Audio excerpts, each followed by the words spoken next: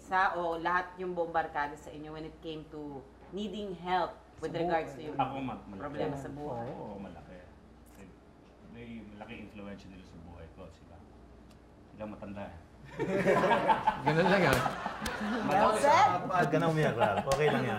Issue, we found out months before natitirahin kami and yung target parang naka-line up kami kung sino mauna eh. Ano titirahin? Hindi, alam mo, nag-away pa nga kami ni... Ano naman iniisip mo? Eh, titirahin, akala papatayin na or something, di ba? Hindi, para ano. Iba naman pala iniisip mo.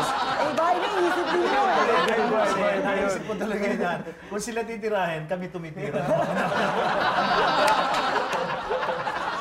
Actually, dahil yung nangyari na sa amin, black propaganda lang yun.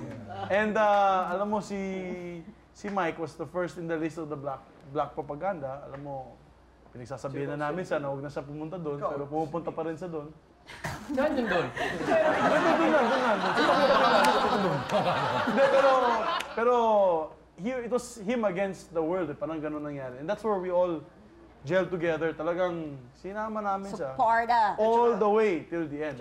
Pati ako nadamay. Pati ako sinabi ng supposed pimp na Actually, kasama mali yun. Dapat ikaw talaga yun eh. Sinaulo. Distrito mo yun eh. Medyo iba yung naipit na bawat isa or doon nagkakaroon talaga ng bonding. Like example, yung death of family, na talagang nandun sila, nakasuporta lahat. Saka yun na nga, pag uutangan mo si Tirso, hindi mo na makikita yan. Ayan, taguan na yun. And I guess we share the same with them na siguro lahat kayo, mga ninong din ng mga anak mo. We are the same. Lahat kami. As a matter of fact, sa Sunday, ninong kami ni Nani Baganza.